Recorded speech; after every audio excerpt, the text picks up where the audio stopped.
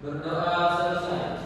Terima kasih ketua kelas yang telah memimpin doa. Nah, hari ini kita akan belajar tes geografi. Minggu lalu kita juga sudah belajar tes geografi tentang ciri-cirinya. Sekarang hari ini kita akan belajar tes geografi dengan kompetensi dasarnya menganalisis aspek makna dan kebahasaan dalam tes geografi. Indikator pencapaiannya yang pertama, mendata pokok-pokok informasi dalam tes geografi. Yang kedua, menganalisis cara penggambaran karakter unggul tokoh. Yang ketiga, mengidentifikasi kaidah bahasa tes geografi.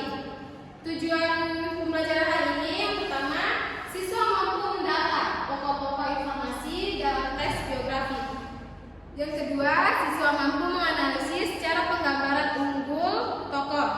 Yang ketiga, siswa mampu mengidentifikasi kaidah bahasa tes geografi. Manfaat dari pembelajaran kita hari ini yaitu Ananda diharapkan mampu menemukan karakter unggul tokoh dalam tes geografi, kemudian menjadi teladan dalam kehidupan sehari-hari, menjadi motivasi Ananda dalam menggapai cita-cita Ananda semua.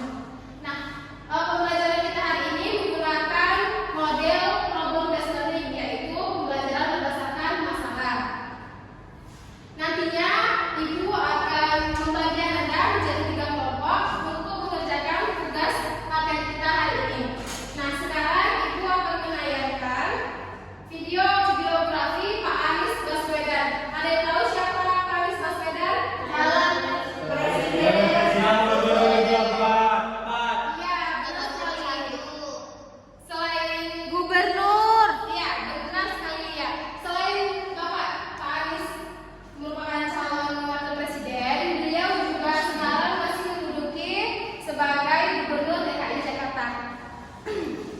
Silakan Ananda simak baik-baik videonya. Nanti Ibu akan bertanya kepada Ananda terkait informasi yang ada pada video ini. Baswedan sebelumnya dikenal sebagai akademisi. Sejumlah ide besarnya selama ini lekat dengan dunia pendidikan karena latar belakang hidupnya yang sangat dekat dengan hal itu. Ya, dan Anies pernah juga mencalonkan diri sebagai calon presiden dalam konvensi Partai Demokrat dan bahkan pernah menjadi Menteri Pendidikan. Anies Baswedan kini mencoba lagi menjadi sosok penting di pemerintahan dengan mencalonkan diri sebagai Gubernur DKI Jakarta. Anies Baswedan lahir pada 7 Mei 1969 di Kuningan, Jawa Barat. Sejak kecil Anies sudah suka berorganisasi. Saat SMP ia aktif di organisasi intrasekolah OSIS dan bahkan ketika duduk di bangku SMA di Yogyakarta tahun 1985, ia pernah dinobatkan sebagai ketua OSIS se-Indonesia. Karena mengikuti program pertukaran pelajar AFS di Milwaukee, Wisconsin, Amerika Serikat, ia baru lulus pada tahun 1989 dan ia kemudian melanjutkan pendidikan tinggi di Fakultas Ekonomi Universitas Gadjah Mada. Di kampus biru, ia didapuk menjadi ketua senat pertama setelah senat UGM sempat dibekukan pemerintah Orde Baru. Pada tahun 1996, Anies melepas masa lajang, menikahi teman kampusnya, Ferry Farhati Ganes. Dari pernikahan ini, Anies dikaruniai 4 anak.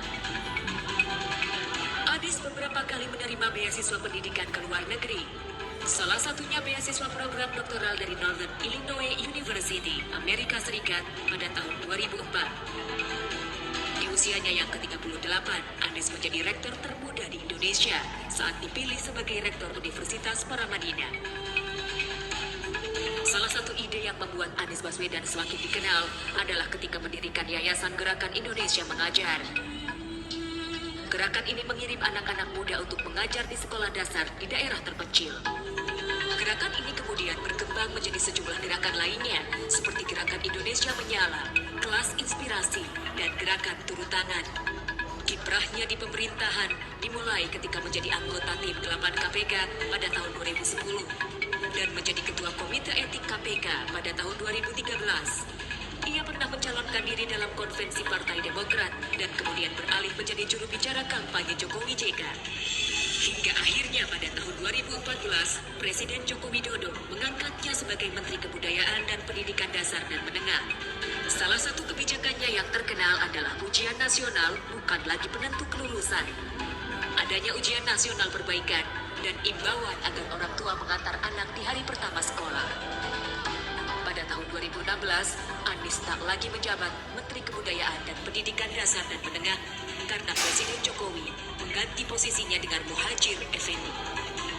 Kini Anies mencoba peruntungan lagi di pemerintahan. 23 September 2016, bersama Sandiaga Uno, ia mencalonkan diri sebagai Gubernur dan Wakil Gubernur DKI Jakarta periode 2017-2020. Kita ingin menjangkau seluas-luasnya dan kita ingin agar kampanye yang kita lakukan adalah sebuah gerakan, bukan semata-mata kampanye Anies Sandi. Kemudian kita ingin menawarkan fokus pada membangun kotanya, tapi juga fokus pada membahagiakan warganya. Salah satu alasan mengapa Anies mencalonkan diri sebagai Gubernur DKI Jakarta adalah karena ia merasa saat ini Jakarta memerlukan pemimpin yang bersih, berintegritas, tidak terlibat korupsi dan politik. Menurutnya, Jakarta membutuhkan pemimpin yang tidak mempunyai beban untuk mendorong perubahan ke arah yang benar. Julung Sintawati, CNN Indonesia. Nah, itu tadi video profil dari Pak Anies Baswedan. Sekarang Ibu bertanya pada Ardila, apa saja informasi yang kamu dapatkan dari video profil Pak Anies tadi? Di video itu ada biografi Pak Anies, kemudian riwayat pendidikannya dan juga karirnya tuh. Oke, bagus. Kemudian Ibu tanya lagi pada Fiza, apa saja karakter unggul tokoh dari Pak Anies? Nah, jadi setelah saya melihat video dokumentasi tersebut, menceritakan bahwa Pak Anies itu sangat cerdas, Bu. Ketika SMA, ia mengikuti program pertukaran pelajar AFS di Amerika Serikat. Kemudian beliau kuliah di UGM dan menjadi ketua senat. Oke, bagus sekali. Tepuk tangan untuk kita semua.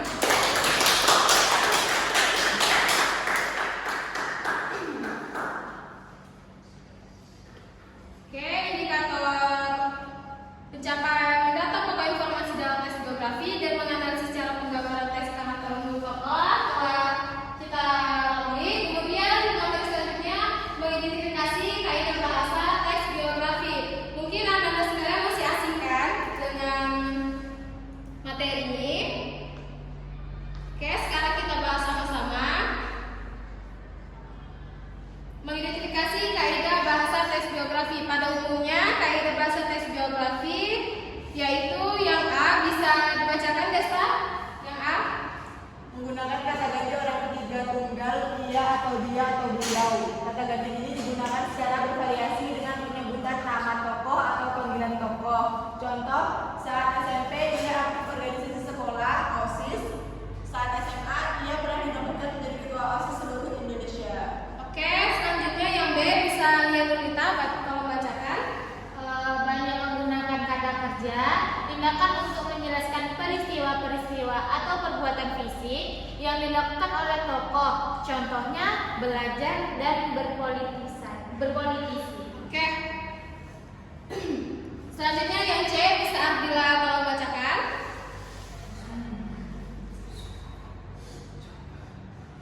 Yang ketiga, banyak menggunakan kata deskriptif untuk memberikan informasi secara rinci tentang sifat-sifat tokoh. Kata-kata yang dimaksud, contohnya kata sifat untuk mendeskripsikan watak tokoh antara lain jenius, rajin, dan ulet. Dalam melakukan deskripsi, seringkali penggunaan kata sifat didahului oleh kopulatif adalah merupakan. Oke, selanjutnya yang D bisa tolong Raffi bacakan. Banyak menggunakan kata kerja pasif untuk menjelaskan peristiwa yang dilalui tokoh sebagai subjek yang diceritakan. Contohnya diberi, ditugaskan, dan dipilih. Oke, selanjutnya yang E bisa Hafiz tolong bacakan. Banyak menggunakan kata kerja mental dalam rangka penggambaran peran tokoh.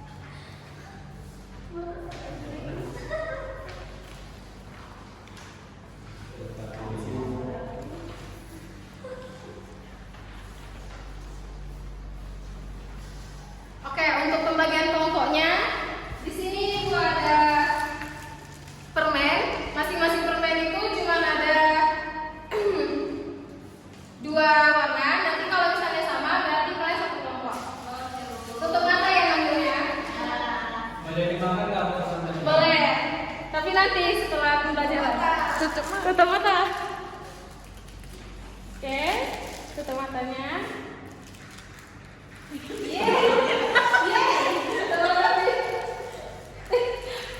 Satu. Aku merah. Bu, Fitra ngintip Bu. Bisa nomor ini ya. Bu, boleh dimakan Bu. Satu aja bisa. Satu lagi. Bu, boleh dimakan Bu. Gak boleh, nanti makan. Ye, sama Rahmi dulu. Oke. Sudah? Iya, please. Merah. Aku sendirian Bu. Oh, sendirian. Oh ya sendirian. Gabung ya sama temen yang lain. Baik Bu. Aku. Nah, sekarang Ananda berkelompok dulu ya. Saya kamu siapa Bu? Kamu sama yang itu mana, Pak? Dia sama yang merah aja. Ye. Satu aja. Sudah berkelompok ya. Itu kelompok rapi.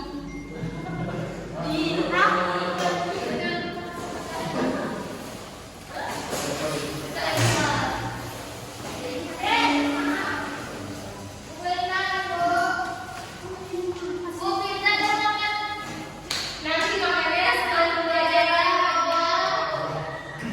Rahmi Bu. Bu, makan dulu. Yang dimakan dulu ya. Oke. Untuk tes geografinya, silakan Anda buka handphonenya masing-masing.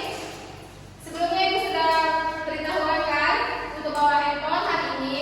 Cuma untuk pembelajaran Ibu ya, setelah kelas ini tidak ada lagi main handphone. Takutnya kita takut sama guru lain. Kecuali guru tersebut juga menyuruh.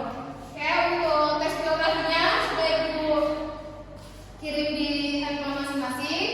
Nah, di situ lembar kerjanya Ananda disuruh mencari informasi apa saja yang ada dalam teks geografi dari Pak Jenderal Hugeng Imam Santoso. Yang pertama, Ananda mencari informasinya, apa saja informasi, kapal lahir, prestasinya apa saja, kemudian karakternya apa saja, dan kaidah-kaidahnya. Silakan Ananda kerjakan per kelompok. Baik Bu. Laptop simpan, HP buka Trusking, bukan main game.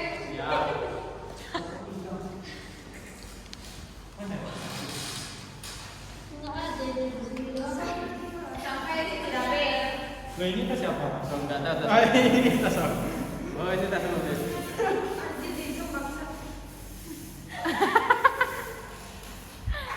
Wes.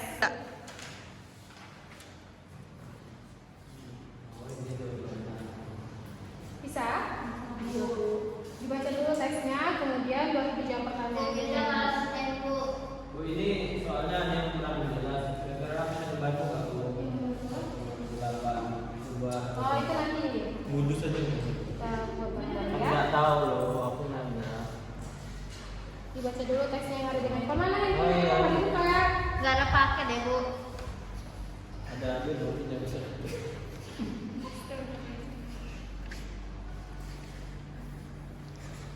Dibaca dulu teksnya, kemudian baru bantu jawab pertanyaan pada gambar yang diberikan ya.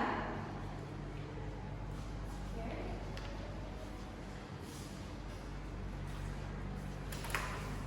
Jenderal Hugeng.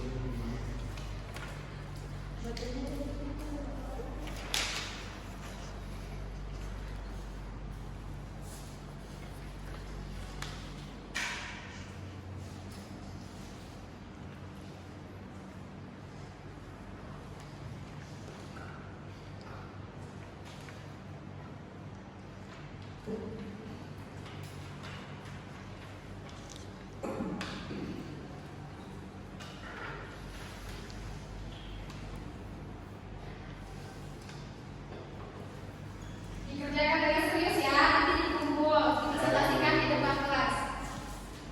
Siapkan hari ini ya. Ini perwakilan Nanti bagi semua, kemudian yang mempresentasikan satu orang. Kalau belum siap dibawa pulang nggak apa-apa Bu. Siapkan hari ini, kerjakan. Mudah kok soalnya. Berarti kalau belum siap nanti nilainya berkurang dong Bu. Iya. Wah, iya. Ulang lagi jadi Bu. boleh pindah kelompok.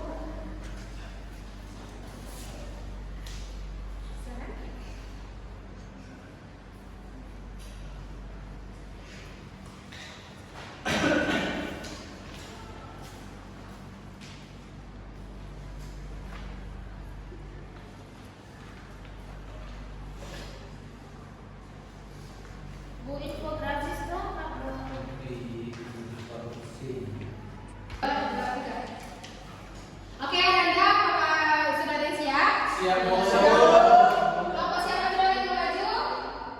Oke, kelompok hijau silakan maju.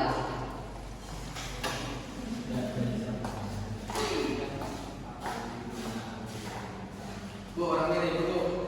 Kami masih berdiskusi sebentar, nggak apa-apa, Bu. Sama-sama bareng. Silakan perhatikan kawannya yang maju ke depan ya. Disimak baik-baik. Baiklah, di sini kami akan membacakan informasi yang ada pada teks biografi Jenderal Hugeng Iman Santoso.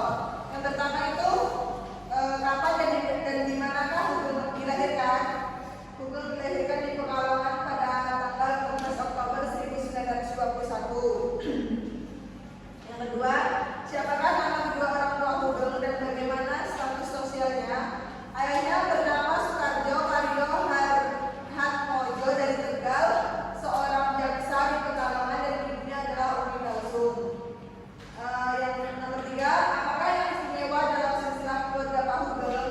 Beliau satu dari 3 bersaudara, putra pasangan Soekarjo Karyo Harhatmojo, seorang jaksa, dan Umi Kalsum.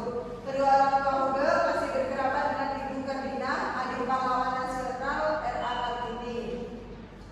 Nomor 4, bagaimanakah Hugeng menjalani masa pendidikan sekolah menengah atasnya? Sebagai anak yang terlahir di kalangan elit, Hugeng tidak mengalami banyak kesulitan dalam menuntut ilmu, dari SD sampai perguruan tinggi. Saat di AMS, pendidikan tingkat SMA di Yogyakarta, ia mengambil jurusan A2 dengan pelajaran mayoritas bahasa dan sastra barat. Yang selanjutnya nomor 5 yaitu bakat dan keterampilan apakah yang dikuasai dan bagaimanakah Hugeng mengembangkan talentanya?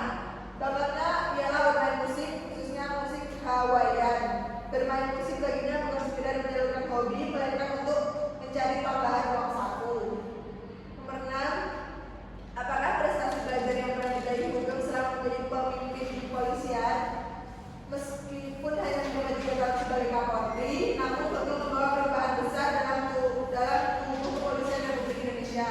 Dengan karakter tegasnya, dia mampu menumpas beberapa kasus kejahatan. Pertama, kasus penyelundupan mobil mewah. Berdasarkan jurnal berjudul Jenderal Hugeng Iman Santoso, Kapolri hanya statistik and examples of young generation, dia mampu memberantas kasus penyelundupan yang saat itu pelakunya adalah keturunan Tionghoa, yaitu Robi Jadi. Saat itu pelaku merupakan seorang penyelundup barang-barang mewah dari luar negeri, salah satunya mobil mewah. Tak hanya satu atau 2 mobil, namun menyelundupkan dengan jumlah yang sangat besar.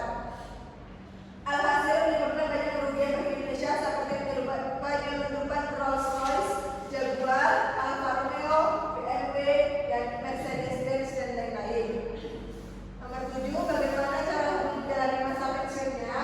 Hugeng dipensiunkan sebagai Kapolri pada usia 49 tahun saat ia sedang melakukan pembersihan di jajaran kepolisian. Kabar pencapaian itu diterima Hugeng secara mendadak.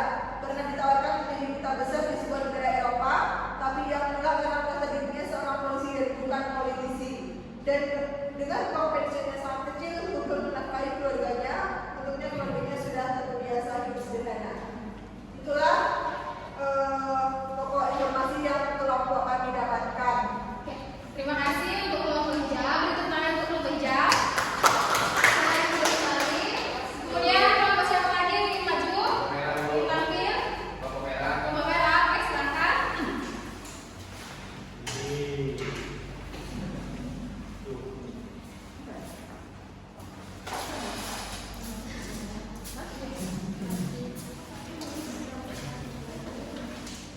Baik, assalamualaikum warahmatullahi wabarakatuh. Waalaikumsalam warahmatullahi wabarakatuh. Kami dari kelompok merah akan mempresentasikan hasil laporan kerja kami yang akan dibacakan oleh Hafiz Zaki. Kepada Hafiz Zaki, dipersilakan. Baiklah, di sini saya akan membacakan dari teks biografi. Nomor 1 adalah kapan dan di manakah Hugeng dilahirkan? Jawabannya itu adalah 14 Oktober 1921 di Pekalongan. Kedua, siapakah nama kedua orang tua Hugeng dan bagaimanakah status sosialnya? Ayahnya adalah Suparjo Cahyo Atmojo dari Tegal, seorang jaksa di Pekalongan, dan ibunya adalah Umi Kalsum. Yang ketiga, apakah yang istimewa dalam silsilah keluarga Pak Ogeng? Beliau sulung dari 3 bersaudara, putra pasangan Suparjo Cahyo Atmojo, seorang jaksa, dan Umi Kalsum. Kedua orang tua Ogeng masih berkerabat dengan Ibu Karina, adik pahlawan nasional RK Kartini. Yang keempat, bagaimanakah Ogeng menjalani masa pendidikan sekolah menengah atasnya? Jawabannya, sebagai anak yang terakhir di kalangan elit, Ogeng tidak mengalami banyak kesulitan dalam menuntut ilmu. Dari SD sampai perguruan tinggi, saat di AMS pendidikan tingkat SMA di Yogyakarta, dia mengambil jurusan K2 dengan pelajaran mayoritas bahasa dan syarat barat dan sastra barat. Yang kelima, bakat dan keterampilan apakah yang dikuasai dan bagaimanakah Ogeng mengembangkan talentanya? Bakatnya adalah bermain musik, khususnya musik kawayan. Bermain musik baginya bukan sekedar menyalurkan hobi, melainkan untuk mencari tambahan uang saku. Yang keenam, apakah prestasi besar yang pernah diraih Ogeng selama menjadi pemimpin di kepolisian? Jawabannya, meskipun hanya menjabat 3 tahun sebagai Kapolri, namun Ogeng membawa perubahan besar dalam tubuh kepolisian Republik Indonesia. Dengan karakter tegasnya, ia mampu menumpas beberapa kasus kejahatan besar. Yang pertama, kasus penyeludupan mobil mewah. Berdasarkan jurnal berjudul Jenderal Ogeng Imam Santoso, Kapolri Honest, Discipline, and Simple Example of Young Generation, ia mampu memberantas kasus penyeludupan yang saat itu pelakunya adalah keturunan Tionghoa, yaitu Robi Jadi. Saat itu pelaku merupakan seorang penyeludupan barang-barang mewah dari luar negeri, salah satunya mobil mewah. Tak hanya 1 atau 2 mobil, namun menyeludupkan dengan jumlah yang sangat besar. Alhasil menyebabkan banyak kerugian bagi Indonesia seperti penyeludupan Rolls-Royce, Jaguar, Alfa Romeo, BMW, Mercedes-Benz, dan lain-lain. Setidaknya negara merugi 716.243.400. Jumlah yang terhitung fantastis saat itu. Ogeng pun langsung mencoba membongkarnya dan berubah keberhasilan. Namun, di satu sisi ia juga menjadi tidak disukai oleh para pejabat tinggi lantaran berusaha menggali lebih dalam mengenai kasus ini. Kedua, masih dalam jurnal yang sama, Ogeng dipertemukan dengan kasus pemerkosaan dari seorang penjual telur di Yogyakarta, namanya adalah Sumarijem. Pada kasus ini, yang diduga menjadi pelaku adalah anak seorang pejabat. Diduga pelakunya anak pejabat keras di Yogyakarta.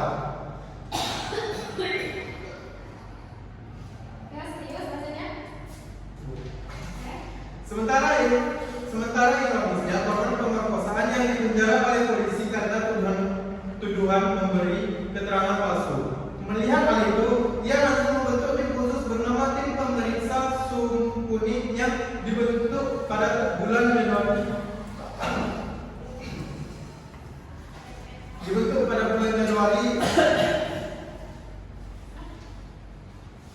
1971. Ogeng bersikeras melanjutkan kasus ini, namun sebaliknya Soeharto memerintah dirinya agar tidak ikut campur dalam kasusnya dan diambil alih tim.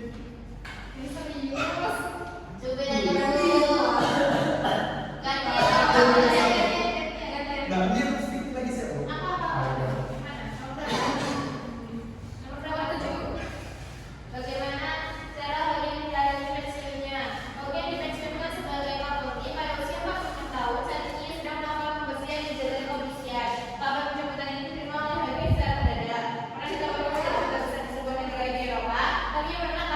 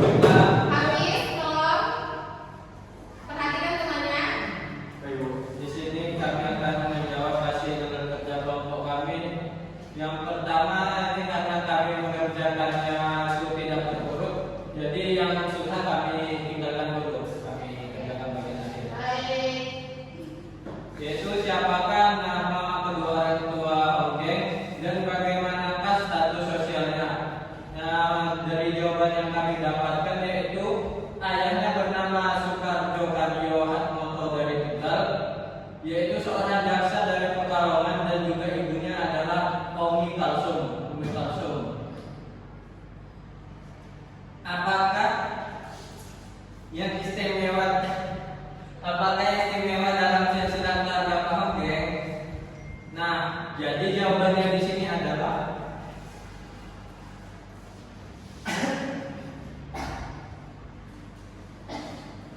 Serius? Kenapa berhenti? Apa namanya yang diperintah? Saya ibu.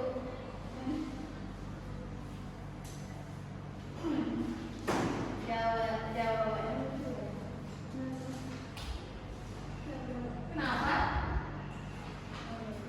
Jawabannya, sebagai anak yang terlahir dari kalangan elit, Hogeng tidak mengalami banyak kesulitan dalam menuntut ilmu.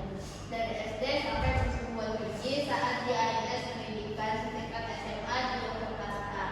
Dia mengambil jurusan A2 dengan pelajaran mayoritas bahasa dan sastra barat. Selanjutnya pertanyaan, siapakah nama kedua orang tua Hogeng dan bagaimanakah status sosialnya? Jawabannya yaitu ayahnya adalah Soekarjo Karyo Hatmoto dari Tegal, seorang jaksa di Pekalongan, dan ibunya adalah Umi Kalsum. Ya? Sudah. Oke. Terima kasih kepada kelompok apa nih namanya? kelompok biru. Oke, beri aplaus kepada kelompok biru. Nah, setelah tadi Anda baca teks biografi dari Pak Sugeng Imam Santoso, ada yang tahu nggak karakter unggulnya apa saja dari Bapak ini? Jujur, kejujuran. Oke, selain itu Bapak ini kelas, kemudian disiplin, maco, gentleman ya. Cerdas. Nah, karakter itu semoga Anda bisa terapkan dalam kehidupan Anda sehari-hari. Amin. Amin. Jelas. Oke, selanjutnya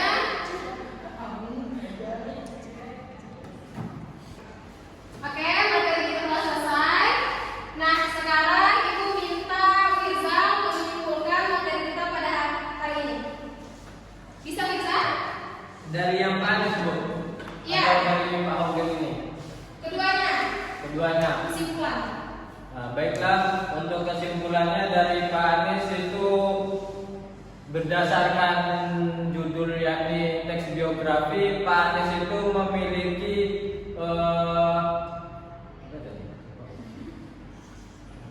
mana kata tadi tidak? Bisa? Tujuan pembelajaran kita itu ya, apakah sudah tercapai? Sudah. Siapa yang bisa menyimpulkan selain Firza? Ada yang bisa? Apa banget? Pak Habis bisa?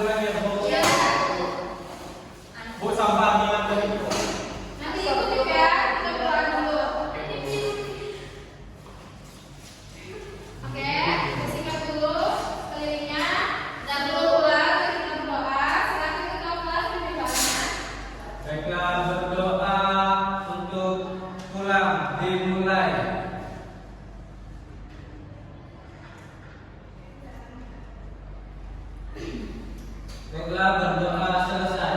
Oke, sekian pembelajaran kita hari ini anak-anak. Sampai ketemu di minggu depan. Ibu akhiri, wassalamualaikum warahmatullahi wabarakatuh. Waalaikumsalam warahmatullahi wabarakatuh.